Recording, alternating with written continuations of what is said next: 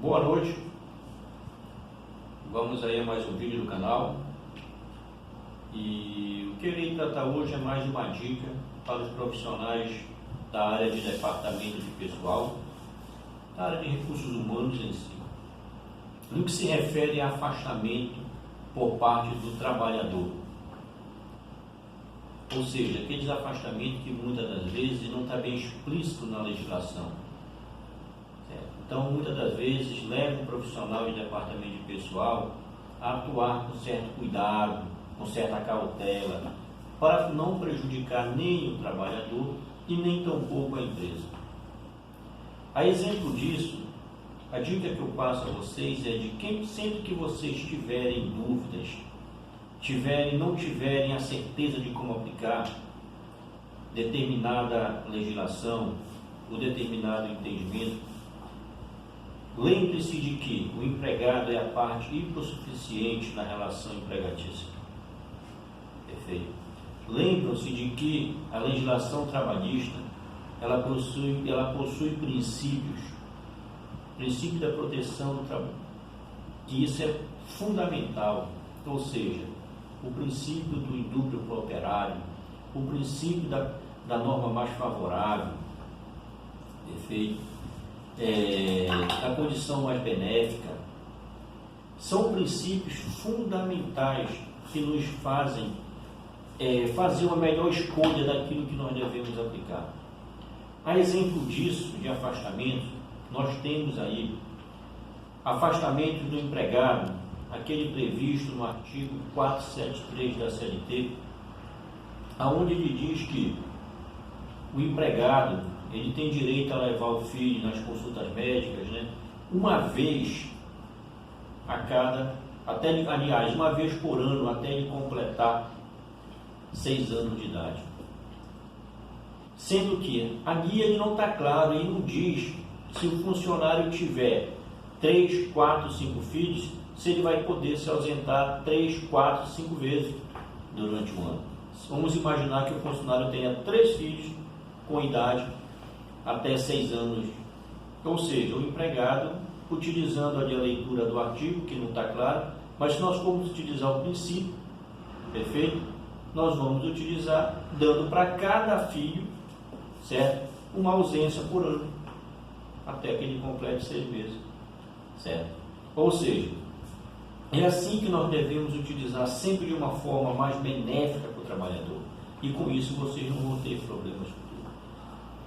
Outra situação interessante é com relação às declarações de comparecimento fornecido pelos consultórios médicos. Muitas das vezes se vai ao médico e o médico não fornece um atestado porque ele não estava presente, então acaba que a secretária ou outra pessoa acaba que emitindo uma declaração de comparecimento ou uma declaração de acompanhamento. Nós vamos tratar da declaração de comparecimento, ou seja, essa declaração de comparecimento nós devemos abonar esse período ausente que o funcionário ficou.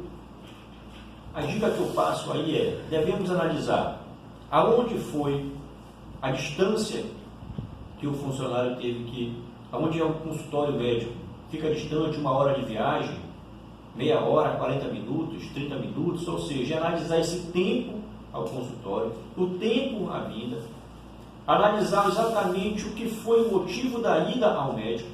Tudo isso nós devemos analisar antes de abonar aquela ausência do funcionário ou inserir faltas para ele, ou total ou parcial, utilizando sempre o bom senso, perfeito? Sempre o bom senso, porque o fato da pessoa não ter um atestado médico não quer dizer que ele não esteja doente. Ele simplesmente foi em um local onde o médico não pôde atender, certo? Então acontece isso na prática, ok? Então nós devemos utilizar bom senso na hora de aplicar isso, perfeito? Um outro detalhe importantíssimo para que a gente possa observar é quando é o acompanhamento, quando nós acompanhamos vamos supor que o empregado ele tenha que se ausentar e de repente o consultório médico emita uma declaração de acompanhamento. Será que aquele atestado, será que aquela declaração de acompanhamento, ela tem validade para abono de falta? Aí nós temos que analisar também, acompanhando quem? Acompanhando um filho? Ah não, a legislação só fala se acompanhar até 6 anos de idade, só tem direito a se ausentar um empregado se for até 6 anos de idade.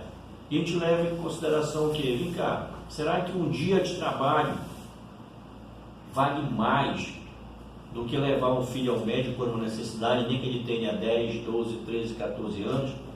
A legislação não ampara isso, contra a ausência da falta nesse sentido. Mas nós não devemos esquecer que a criança e o adolescente tem seus direitos preservados, tem legislação própria contra isso. Tem a questão da segurança à saúde, eles têm os seus direitos independentes da legislação trabalhista. E quem vai levar essa criança, esse menor? O empregado, o pai? Você acha que um pai vai deixar de levar o filho só porque a legislação... Será que é justo levar falta só porque a legislação não ampara? Ou seja, situações como essa nos fazem remeter à linha de pensamento, ao bom senso, certo? Então, coisas desse tipo, situações desse tipo, contextos, é que nós devemos analisar. Cada caso é um caso. Será que levar uma mãe, vamos imaginar que um empregado tenha que levar um pai e tenha que acompanhar o pai durante 3 dias, onde ele fica internado.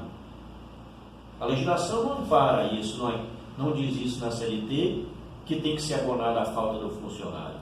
Mas, por outro lado, nós devemos entender que essa pessoa, vamos imaginar que esse pai e essa mãe tenha lá seus 65 anos de idade.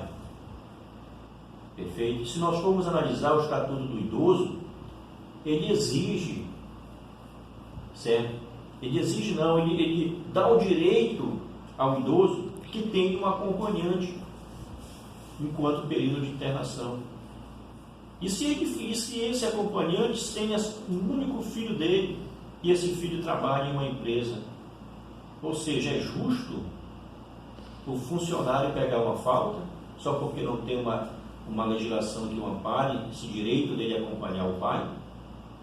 E por outro lado, se o Estatuto do Idoso diz que ele tem o direito a ter um acompanhante, se nós formos analisar, se nós formos usar princípio, aí perfeitamente abonável a falta do funcionário.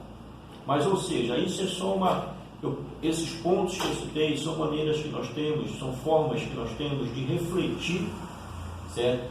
E aplicar o direito de uma forma mais prudente no dia a dia.